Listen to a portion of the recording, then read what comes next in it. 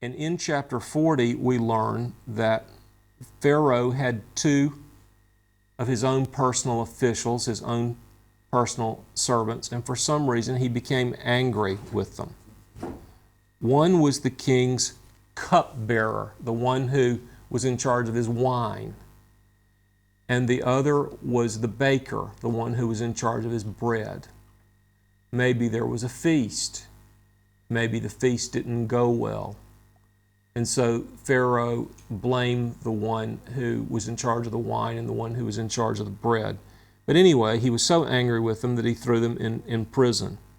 And Joseph had some sort of authority over them in prison. It says in verse 4, the captain of the bodyguard put Joseph in charge of them, and he took care of them, and they were in confinement for some time. Then the cupbearer and the baker for the king of Egypt, this is chapter 40, verse 5, who were confined in jail, they both had a dream on the same night. Each man had a different dream. Joseph came to them in the morning and saw that they were down. Their faces were unhappy. And Joseph says to them, "Why are you so unhappy?" Now, stop a minute and think about that. What qualifies us for ministry? What brings us to a position where we're able to minister to other people? Is it that good things always happen for us and always good things happen to us? Here's one thing I've noticed about myself. If I am sick, if I'm ill, especially if I have nausea, I think I'm going to lose my dinner. If I have that kind of feeling, it's impossible for me to be nice. Don't expect me to act like a Christian. Don't even expect me to act like a nice person. I can't. I feel bad. I'm sick. Go away. Don't bother me. Think about Joseph. Think about how much he had to be sad about. First, he lost his brother's favor. Then he lost his father. He lost his country. He lost his freedom. Then he lost his master's favor. And then he lost his freedom twice. First, he was a slave. Then he became a prisoner. Think about that. And now he sees two people who are unhappy, who are in prison with him.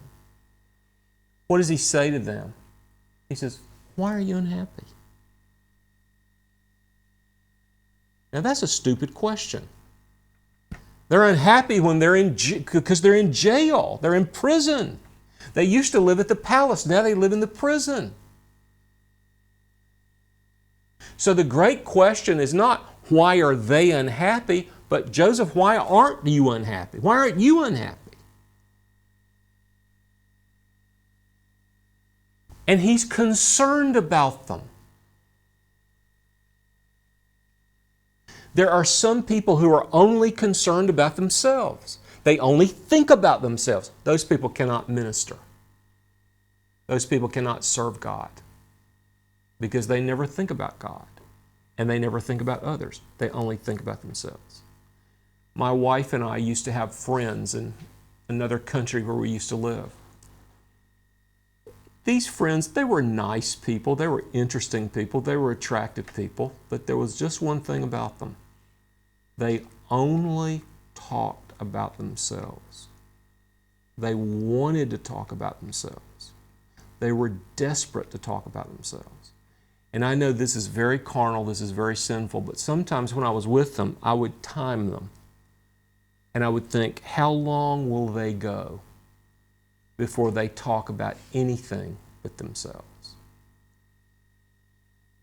They weren't interested in us. They didn't want to know anything about us.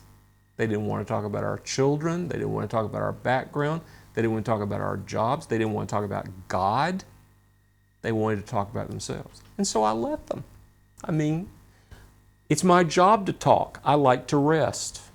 So if you want to talk about yourself, go ahead. When you're done, I'll know everything you know, and you won't know anything I know. So I'm the gainer. If you want to talk about yourself, go ahead. Joseph wasn't like that. He didn't come up and say, let me tell you how unfair it is that I'm in here. I was accused of rape. Not only am I not a rapist, I'm a virtuous person. I refuse to take a woman who was trying to rape me. He doesn't say that. He says, why are you sad? Let's talk about it. Let's talk about the reason you're sad.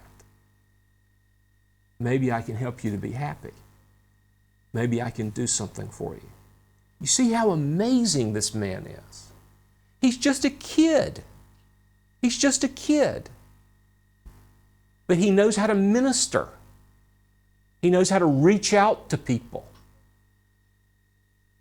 Have you ever been so burdened with your own problems that you find it impossible to reach out to somebody?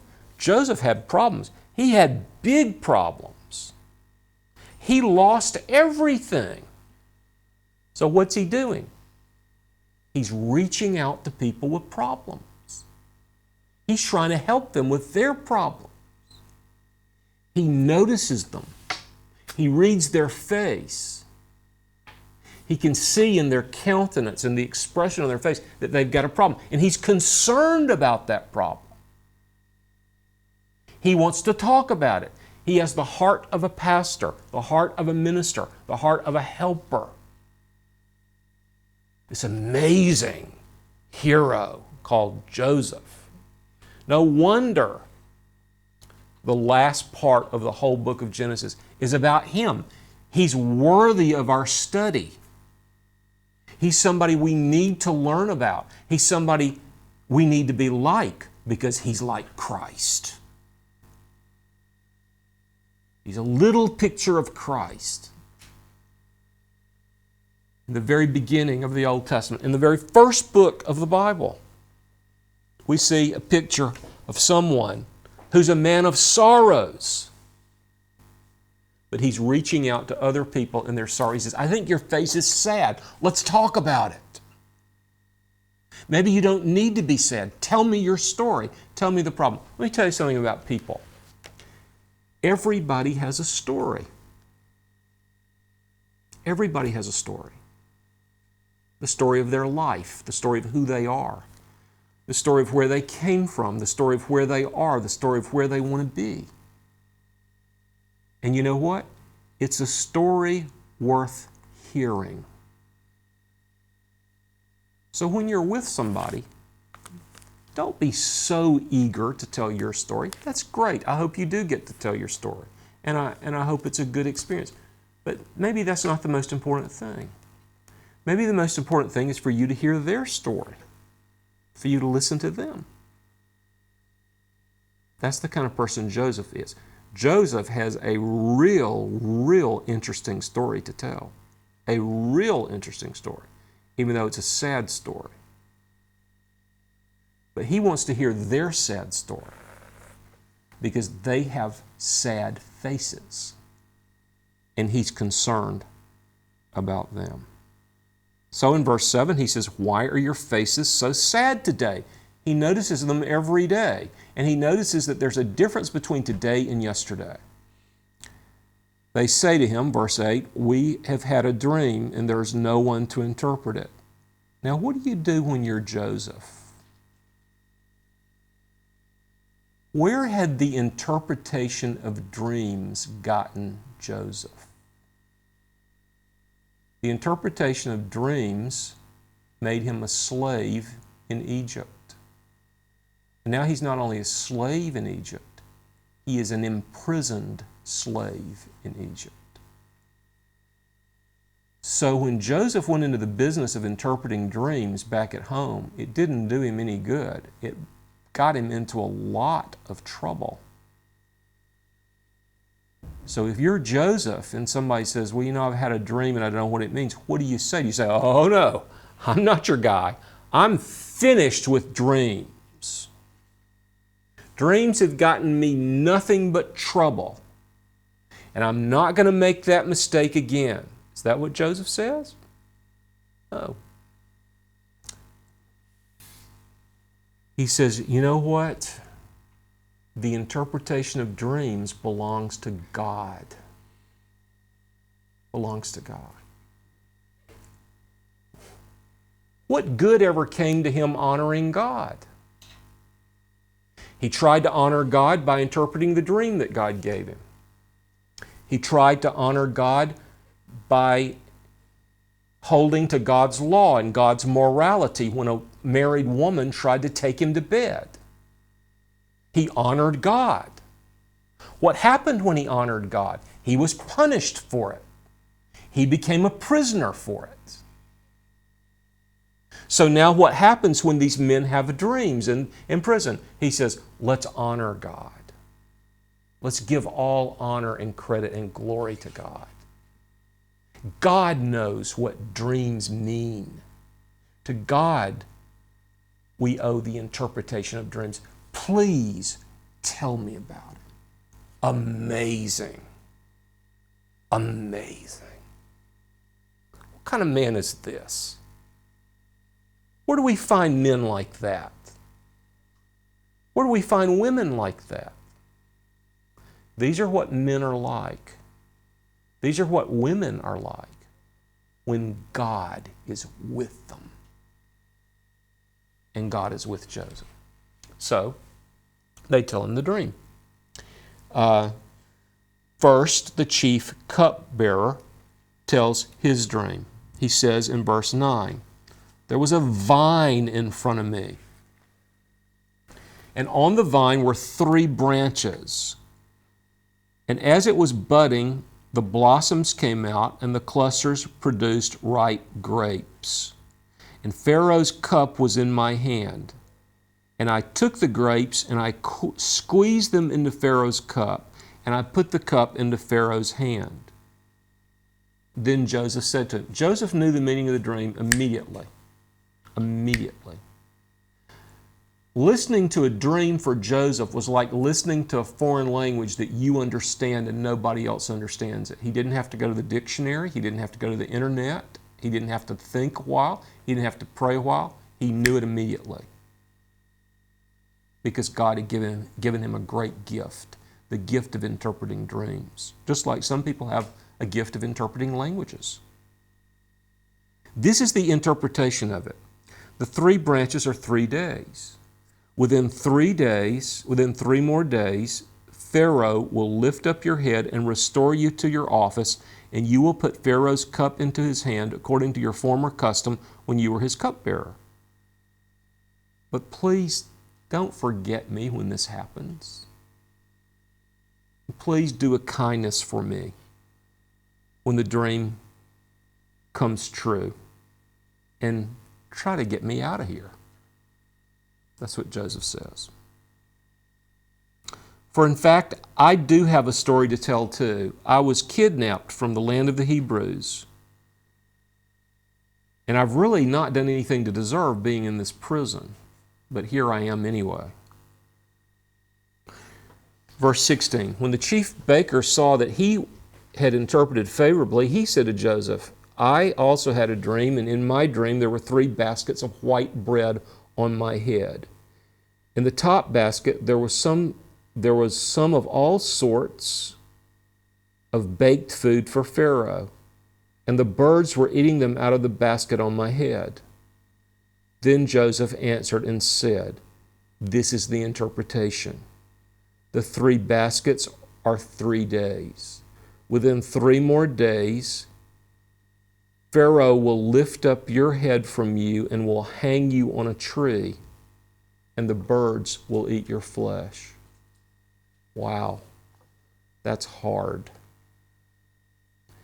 Then it came about on the 3rd day, which was Pharaoh's birthday, that he made a feast for all his servants. And he lifted up the head of the chief cupbearer and the head of the chief baker among his servants. He restored the chief cupbearer to his office, and he put the cup into Pharaoh's hand. But he hanged the chief baker, just as Joseph had interpreted to them. Yet the chief cupbearer did not remember Joseph, but forgot him. Now, we think that Joseph was in prison about 2 years. Here's the question. How long does God get? How long does God get with you? How much time do you give God to do what you want Him to do? Do you give Him a day or a week or a month? Do you give Him a year? Do you only give Him 2 years? What does it mean to give God your heart? What does it mean to give God your life? What does it mean to give your heart to Christ? I think it means that you trust Him forever. You trust Him in time.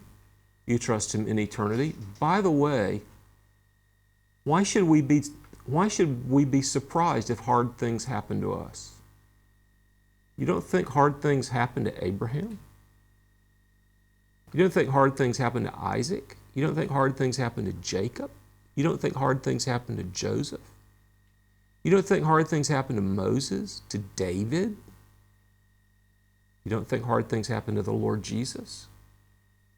Why are we so surprised?